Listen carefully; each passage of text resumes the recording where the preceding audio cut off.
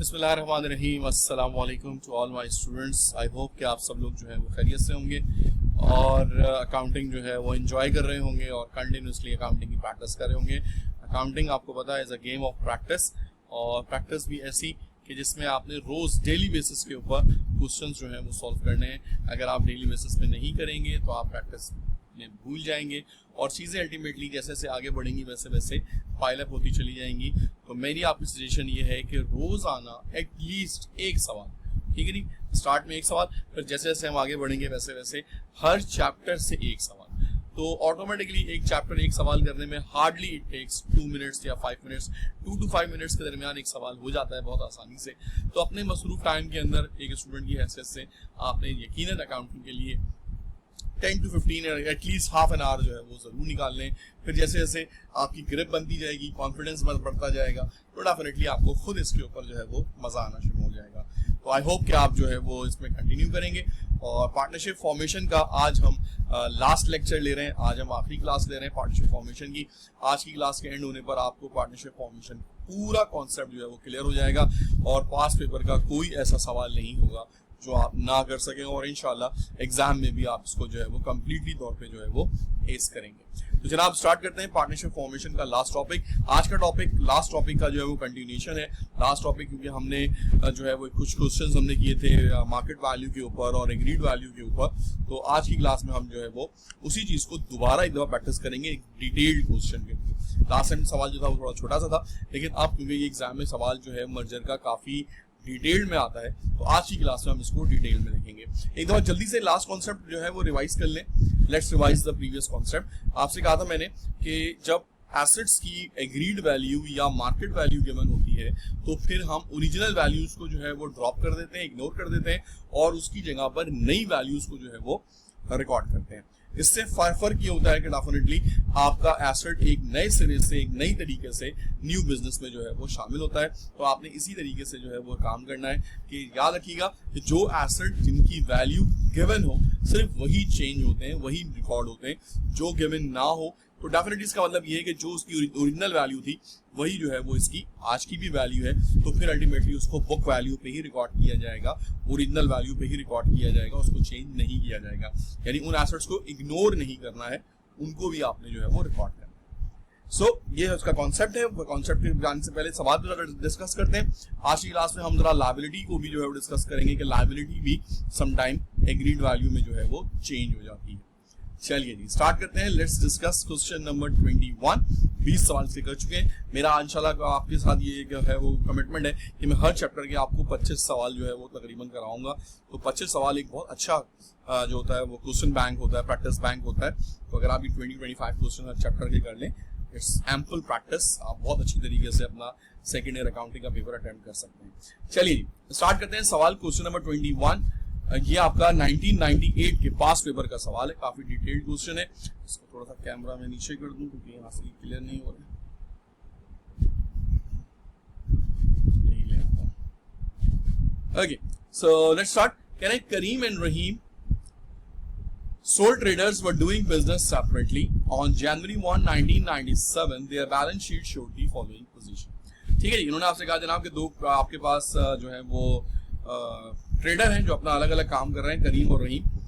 करीम की आपको देखेंगे तो उन्होंने आपको एसेट्स और लायबिलिटीज बता दी हैं। Cash 15,000, account receivable 30,000, inventory 40, equipment 70, allowance for depreciation that is a Contra account of office equipment is 40।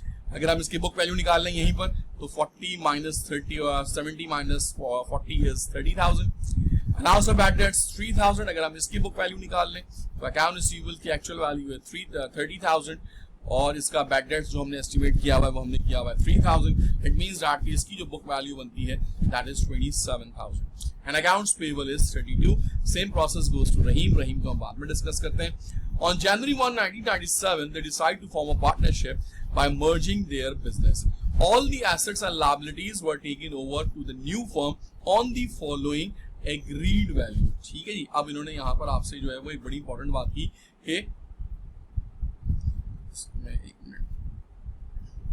कि यहाँ पर जो आपकी जो तमाम के तमाम एसेट्स हैं वो किस वैल्यू पे लिए गए हैं, वो लिए गए हैं एग्रीड वैल्यू के ऊपर। अब एग्रीड वैल्यू थोड़ा डिस्कस कर लेते हैं। पहले आते हैं अकाउंट रिसीवेबल पे। करीम की वैल्यूज को पहले डिस्कस करते हैं। कह रहे हैं जनाब account receivable estimated to realise at ₹26,000।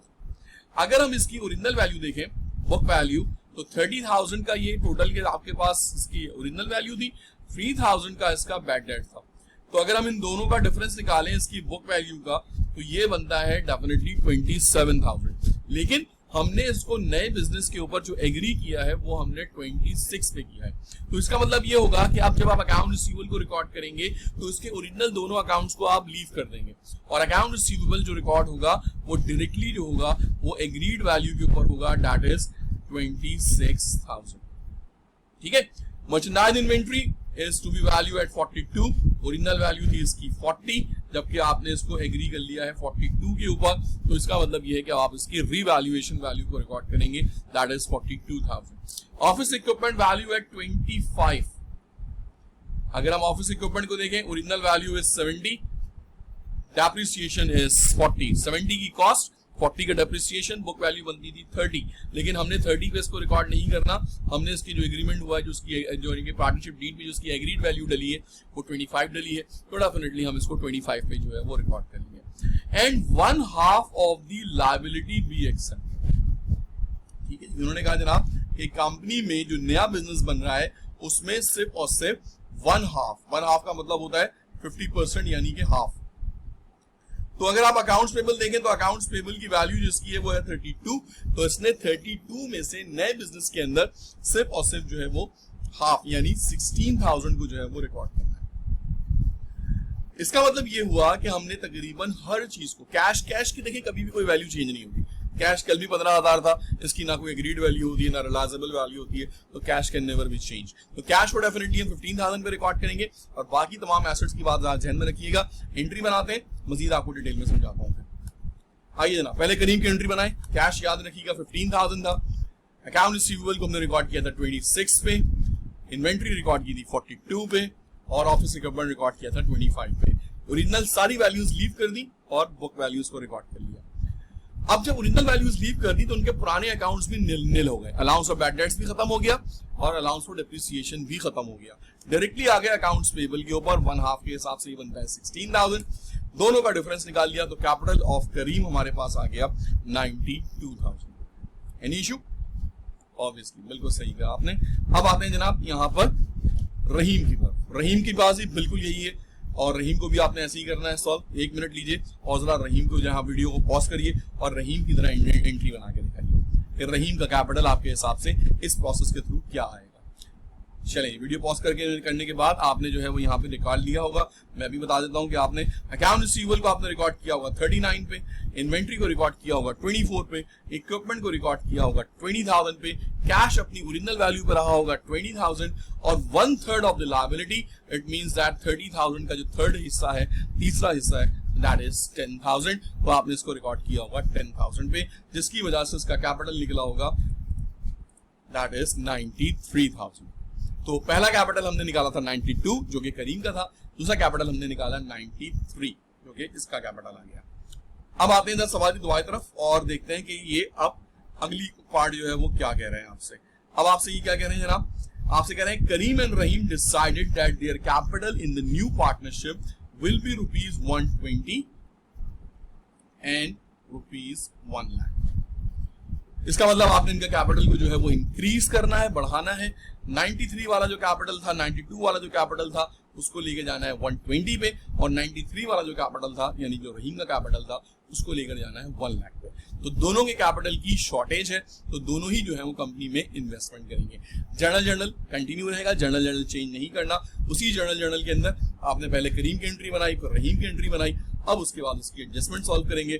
करीम को जो है वो इन्वेस्ट करना पड़ेगा कैश 28,000, तो इसका जो 28,000 का कैश आ गया, और इसी तरीके से रहीम का जो कैश आ गया वो आपके पास 7,000 आ गया। तो इससे क्या हुआ कि दोनों के कैपिटल एक 120 पे एडजस्ट हो गया आकर और एक 1 लाख पे एडजस्ट हो गया। दोनों कैपिटल हमारे सवाल के हिसाब से, पार्टनरशिप के हिसाब से इक्वल हो। अब आते हैं जनाब इसके थर्ड पार्ट की तरफ, that is balance sheet. Obviously balance sheet आपने कई दफा बना ली है, दोबारा से एक दफा डिस्कस कर लेते हैं 2 मिनट के अंदर, क्योंकि ये लास्ट टॉपिक है। इसके बाद फिर हम दोबारा पार्टनरशिप को डिस्कस नहीं करेंगे। अगर बैलेंस शीट में कोई इशू है तो आप प्लेलिस्ट को दोबारा से चैप्टर नंबर 1 से इस रिकॉर्डिंग को देखें, वहां पे मैंने बहुत डिटेल में बताया हुआ है कि बैलेंस शीट किस तरीके से जो है वो इससे बनती है। फिर से मैं बता देता हूँ, एसेट्स में जो सिमिलर एसेट्स होते हैं वो मर्ज हो जाते हैं, कैश में कैश मर्ज हो जाएगा, अकाउंट रिसीवेबल में अकाउंट रिसीवेबल मर्ज हो जाएगा, इन्वेंट्री में इन्वेंट्री मर्ज हो जाएगी, इक्विपमेंट में इक्विपमेंट मर्ज हो जाएगा, और लायबिलिटी में लायबिलिटी मर्ज हो जाएगी। कैपिटल जो है वो आइडेंटिकल रहते हैं, कैपिटल अलग अलग रहते हैं, इनको हम मर्ज नहीं करते। तो ऐसे ही काम करेंगे। एक दफा कैश में नजर डाल लेते हैं। पहले क्वेश्चन में जो था वो कैश आपके पास दो वैल्यूज पे था, इसमें कैश डेबिट हो रहा है 28 से और 7 से, तो चारों कैश डेबिट हो रहे थे, तो हमने चारों कैश को डेबिट किया, तो हमारे पास जो कैश की वैल्यू आ गई दैट इज 70,000। कैश हमारा करंट एसेट है। बैलेंस शीट जब भी आप बनाएंगे क्लासिफाइड फॉर्म में बनाएंगे, डायरेक्टली नहीं बनाएंगे, इसलिए सवाल में पूछा जाए या ना लिखा जाए, बैलेंस शीट हमेशा जो होती है वो क्लासिफाइड ही बनती है। तो कैश की वैल्यू हमारे पास आ गई 70,000। अकाउंट रिसीवेबल में मर्ज हो गया, that become 65,000। Total current assets है आपके पास 2,01,000। फिक्स एसेट हमारे पास एक ही था, इक्विपमेंट, दैट इज 45। अब आप यहाँ पे गौर करें, जो चीजें जर्नल में थी सिर्फ वही चीजें जो है वो बैलेंस शीट में आई हैं। ना इसके अंदर अलाउंस फॉर बैड डेट्स है और ना ही इसके अंदर अलाउंस फॉर डेप्रिसिएशन है, क्योंकि मैं आपसे बार बार कह रहा हूं कि जब न्यू वैल्यू आ जाती है तो पुराने वाले अलाउंसेस और पुरानी वाली वैल्यूज खत्म हो जाती है। तो क्योंकि जब हमने इसको जर्नल में रिकॉर्ड नहीं किया, तो जब जर्नल में रिकॉर्ड नहीं किया तो बैलेंस शीट में ये ऑटोमेटिकली नहीं आएगा। दूसरी तरफ आते हैं जनाब, पार्टनर्स के कैपिटल दोनों के एडजस्ट हो चुके हैं, एक 120 पर और एक 1 लाख पर। लायबिलिटीज इन्वेंट्री यहाँ पर मिसिंग थी, तो इन्वेंट्री थोड़ी सी ये एनिमेशन ऊपर नीचे हो गई है। इन्वेंट्री हमारे पास जो आ गई वो आ गई 66,000। तो तीन चीजें आ गई हैं आपकी, और लायबिलिटी हमने ले ली थी दोनों को मर्ज करके। एक की अगर आपको याद हो तो थी 16,000, एक की थी 10,000, तो दोनों मर्ज होकर होंगे 26। टोटल पार्टनर्स कैपिटल 220, दोनों को ऐड कर दिया, टोटल इक्विटीज बना ली, that is 26 plus 2,20,000, that should be 246,000। तो हमारी बैलेंस शीट जो है वो 246,000 के ऊपर जो है वो बैलेंस हो गई। तो आपने एक बहुत डिटेल्ड क्वेश्चन देखा, ये पार्टनरशिप फॉर्मेशन का सबसे लॉन्ग क्वेश्चन है, इससे ज्यादा बड़ा सवाल जो है पार्टनरशिप का वो नहीं आया। एक क्वेश्चन आपके लिए होमवर्क के लिए लाया हूं 22, बिल्कुल सेम क्वेश्चन है, फर्क सिर्फ ये है कि इसके अंदर आपके पास अकाउंट रिसीवेबल जो है वो रिलाइज हो रहा है और फर्नीचर रिलाइज हो रहा है। इसका मतलब कैश और इन्वेंट्री ये दोनों रिलाइज नहीं होगी। इसका मतलब ये हुआ कि कैश को भी हम ओरिजिनल वैल्यू पे रिकॉर्ड करेंगे और इन्वेंट्री को भी हम ओरिजिनल वैल्यू पे ही रिकॉर्ड करेंगे। सिमिलरली इसमें भी यही हो रहा है, अकाउंट रिसीवेबल रिलाइज हो रहा है और फर्नीचर रिलाइज हो रहा है, इन्वेंट्री और कैश रिलाइज नहीं हो रहा। तो डेफिनेटली सी बात है, और अकाउंट्स पेबल भी सेम ही है, तो अकाउंट्स पेबल भी बुक वैल्यू पे ही रिकॉर्ड किया जाएगा, कोई और एडजस्टमेंट नहीं है। इसका मतलब जो कैपिटल है उसी की मदद से जो है वो बैलेंस शीट तैयार हो जाएगी। क्वेश्चन नंबर 23, ये भी आपके पास पेपर का एक सवाल है, असलम एंड वासिद, इसको भी करिएगा, इसको भी देखिएगा। यानी कि यहाँ पर आप वीडियो को पॉज करेंगे, पहले आप ये वाले सवाल वीडियो पॉज करेंगे, इसको कंप्लीटली बैलेंस करेंगे, देन उसके बाद जो है वो आपने दूसरे वाले जो है क्वेश्चन 23 इसको आपने बनाना है, ये भी बिल्कुल सेम सवाल है 23। और इस तरीके से ये हमारा जो चैप्टर है that is the last lesson, that is end of the chapter. तो आज की आखिरी क्लास में मैंने पूरा का पूरा पास्ट पेपर कवर किया, अपने सवाल भी आपको कराए, प्रैक्टिस क्वेश्चन भी आपको कराए। अब रह गए इसके एमसीक्यूज। एमसीक्यूज के लिए मैं 2-3 चैप्टर्स पहले एक साथ खत्म करा के फिर आपको एमसीक्यूज की एक प्लेलिस्ट जो है वो दूंगा, ताकि क्योंकि पार्टनरशिप फॉर्मेशन के इतने ज्यादा एमसीक्यूज होते नहीं है, इट्स वेरी सिंपल चैप्टर, तो पास्ट पेपर्स में भी और वैसे भी इसके इतने ज्यादा क्वेश्चंस नहीं है। तो एक दफा जब ये 2-3 चैप्टर हो जाएंगे तो फिर मैं आपको इसकी एमसीक्यूज की जो है वो प्रैक्टिस जो है वो कराना शुरू करूंगा। पार्टनरशिप फॉर्मेशन शॉर्ट क्वेश्चंस में आता है, 10 नंबर का एक सवाल होता है, लॉन्ग में इतना ज्यादा आता नहीं है क्योंकि इट्स वेरी इजी वन, और लेकिन टेक्निकल है, इसलिए इसकी प्रैक्टिस कंटिन्यू रखिएगा।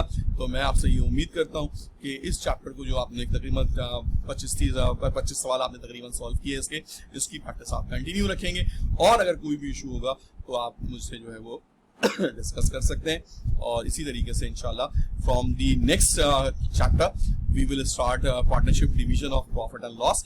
इससे ही हमारी प्लेलिस्ट जो है ये कंप्लीट हो जाएगी अपने तमाम स्टूडेंट्स के लिए। तो काइंडली इस प्लेलिस्ट को जो है वो देखिए, और आपके जितने भी और फ्रेंड्स वगैरह हैं जो इसको सेकेंड ईयर कॉमर्स में हैं, मौजूद हैं या फ्यूचर में इसको ज्वाइन करेंगे, उनके साथ इसको शेयर करें। आई होप कि उनको इससे बहुत जो है वो फायदा होगा और वो अपना सेकेंड ईयर अकाउंटिंग का पेपर बहुत अच्छी तरीके से कर सकेंगे। So, thank you very much. Allah Hafiz.